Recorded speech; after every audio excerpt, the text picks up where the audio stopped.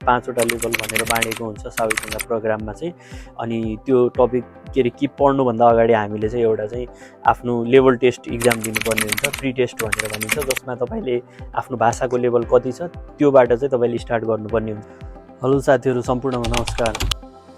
तपाईँ नेपालमा हुनुहुन्छ, कोरिया आउन चाहिँ खोजिराख्नु भएको छ, अथवा चाहिँ कोरियामा हुनुहुन्छ भने आफ्ना राम्रो भविष्यको लागि कोरियन भाषा अध्ययन गरेर केही राम्रो गर्न खोजिरहनु भएको छ भने यो भिडियो तपाईँको लागि है त।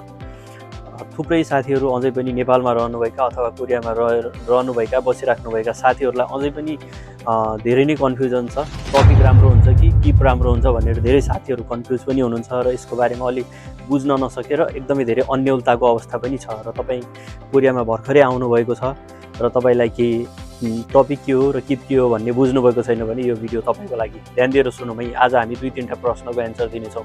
टपिक राम्रो कि किप भनेर एउटा प्रश्न हुनेछ र त्यसको त्यो दुईटा मध्ये चाहिँ कुन गर्दा चाहिँ राम्रो हुनेछ, त्यसको भ्यालिडिटी चाहिँ कति हुनेछ र यसका भित्र चाहिँ कतिवटा लेभलहरू रहेका छन् भनेर एकदम सर्टकटमा म तपाईँहरूलाई बुझाउनेछु 1 मिनटमा है त।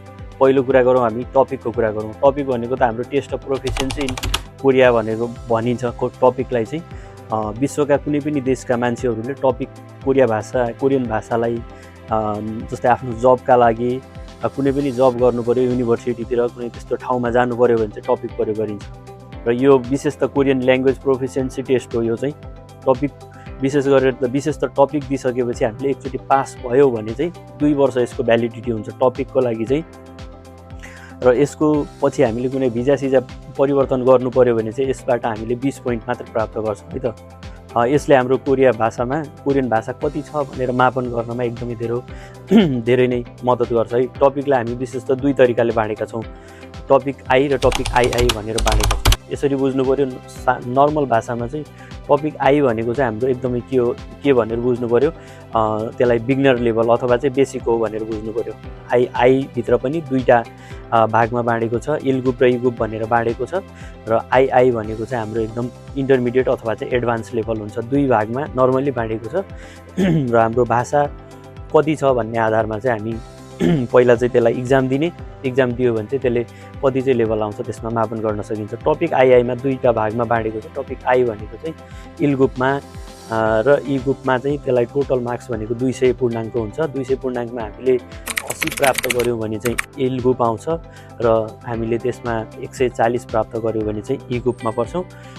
र त्योभन्दा माथि चाहियो भने हामीले टपिक आई भर्नुपर्ने हुन्छ, जो चाहिँ हाम्रो 3 देखि 6 सम्म हुन्छ, जसमा चाहिँ 3, 4, 5, 6 त्यसरी बाँडेको हुन्छ।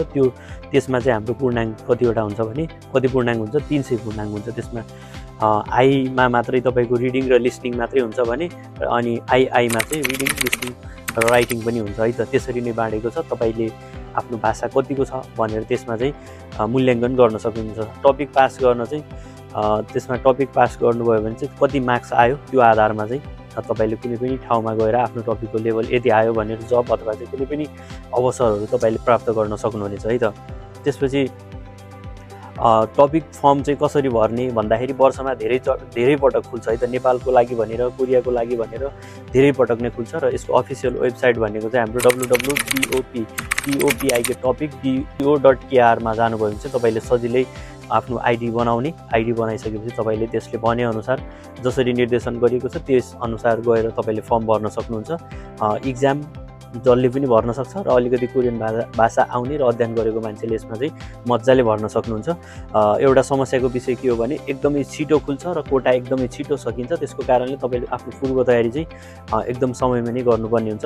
सिट सीमित हुन्छ, त्यसैले छिटोभन्दा छिटो तयारी गरेर फर्म चाहिँ भर्नु होला भन्न चाहन्छु। ल अब हामी जाउँ किप भनेको के हो। किप भनेको चाहिँ कोरियामा चाहिँ साविकङ्गा प्रोग्राम भनेर भनिन्छ। जस्तै Korea immigration and integration program भनेर यसलाई चिनिन्छ। एउटा गभर्मेन्टको नै प्रोग्राम हो यो चाहिँ। जस्तै कोरियन ल्याङ्ग्वेज टेस्ट र कोरियामा भएका विभिन्न कल्चरहरू, कोरियाका पुराना ऐतिहासिक चिजहरू र त्यसलाई एकदमै धेरै समेटेर कोरियाको जनजीवनसँग समेटेर बनाएको एउटा कोर्स हो, जसले गर्दा विदेशीहरू आफ्नो कोरियामा बस्दाखेरि चाहिँ कोरियाको रहनसहन त्यसमा चाहिँ घुलमिल भएर गर्न सकुन् भन्नका लागि एउटा तयार पारिएको। तपाईँले किप दिनुभयो भने तपाईँले भिजा परिवर्तन गर्दाखेरि तपाईँले 25 पोइन्ट प्राप्त गर्नुहुनेछ। यो तुलनामा टपिकभन्दा किप नै बेटर देखिन्छ। र यसमा चाहिँ 5वटा लेभल हुन्छ। यसमा 5वटा लेभल भनेर बाँडेको हुन्छ साविकगङ्गा प्रोग्राममा चाहिँ। अनि त्यो टपिक के अरे कि पढ्नुभन्दा अगाडि हामीले चाहिँ एउटा चाहिँ आफ्नो लेभल टेस्ट इक्जाम दिनुपर्ने हुन्छ, प्री टेस्ट भनेर भनिन्छ, जसमा तपाईँले आफ्नो भाषाको लेभल कति छ त्योबाट चाहिँ तपाईँले स्टार्ट गर्नुपर्ने हुन्छ। पहिला लेभल टेस्ट दिनका लागि चाहिँ तपाईँले आफ्नो आइडी बनाउनु पर्ने हुन्छ, सोसिनेट आइडी बनाउनुपर्छ। www.socinet.go.kr मा गएर आफ्नो आइडी बनाउने, ओपन गर्ने, सबै कुराहरू भर्ने र केही सर्टेन क्षेत्रका लागि यसरी छुट्याइदिएको हुन्छ। कोरियामा हुनुहुन्छ भने चाहिँ एकदमै प्याक नै हुन्छ, विशेष गरी सौल क्षेत्र, राम्रो राम्रो बसोबास गर्ने ठाउँतिर प्याक हुन्छ। छिटोभन्दा छिटो चाहिँ तपाईँले भरिसक्नुपर्ने हुन्छ है त। प्री टेस्ट दिनुभयो, जति लेभल आयो त्यसरी नै तपाईँ अगाडि बढ्न सक्नुहुनेछ। त्यसमा त्यो कन्डिसनमा चाहिँ अन्तिम इक्जाम हुन्छ हाम्रो एउटा सावेथुङ्गाको चाहिँ छोङ्गाफेङ्गा भन्ने हुन्छ। त्यो इक्जाम दिनुभयो भने चाहिँ तपाईँले किप भनेको चाहिँ भ्यालिडिटी लङ टर्म लाइफ टाइमको लागि हुन्छ है त। त्यसैले टपिकभन्दा किप चाहिँ बसाइको हिसाबले अब हाम्रो उद्देश्यमा नै टपिक राम्रो कि किप राम्रो भन्दाखेरि चाहिँ हाम्रो पर्पोजमा, उद्देश्य, एम चाहिँ के हो भन्ने कुरामा डिपेन्ड हुन्छ। यदि हामी युनिभर्सिटीहरूतिर हो, जब खोज्नु छ, हामीलाई कोरियन स्किल सर्टिफिकेटहरू चाहिएको छ भने चाहिँ अभियसली टपिक नै म प्रिफर गर्छु। र यदि तपाईँलाई ल्याङ्ग्वेज, अब कोरियन ल्याङ्ग्वेज त अफिसियल्ली तपाईँलाई चाहियो भने चाहिँ टपिक नै बेटर हुन्छ है। कलेजहरूमा, युनिभर्सिटीहरूमा यसले धेरै नै हेल्प गर्छ।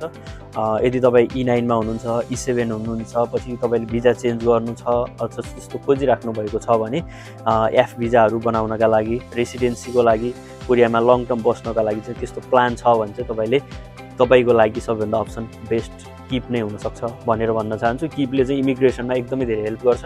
लास्टमा एउटा कुरा के भन्छु भने स्टुडेन्ट र तपाईँलाई करियर फोकस हो भने चाहिँ टपिक दिनुहोस्, र भिजा सेटलमेन्टको हिसाबले हेर्नुहुन्छ भने तपाईँ किप दिनुहोस्, र कोरियामा स्ट्रङ फ्युचर चाहनुहुन्छ भने किप र टपिक दुइटै दिएर बस्नुहोस् भनेर भन्छु। किनभने अवसरहरू आइरहन्छ, तपाईँले जुनमा राम्रो गर्न सक्नुभयो त्यसैबाट तपाईँ अगाडि बढ्न सक्नुहुन्छ।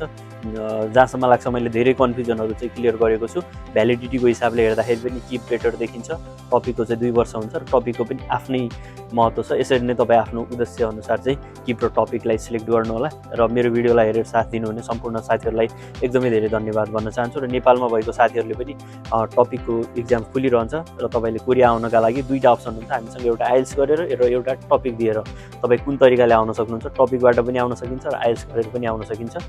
त्यसमा तपाईँले विश्वभाषा क्याम्पसमा यसको फर्म खुल्छ, त्यसको आधिकारिक वेबसाइटमा गएर तपाईँले फर्म भर्न सक्नुहुन्छ र आफ्नो उज्जवल भविष्य निर्माण गर्न सक्नुहुन्छ। तपाईँलाई केही कन्फ्युजन छ भने मेरो भिडियोमा कमेन्ट गर्नुहोला। र आजको भिडियोलाई हेरेर साथ दिनुहुने सम्पूर्णलाई एकदमै मनैदेखि धन्यवाद भन्दै आजको भिडियोबाट छुटिन चाहन्छु। हस्त, धन्यवाद।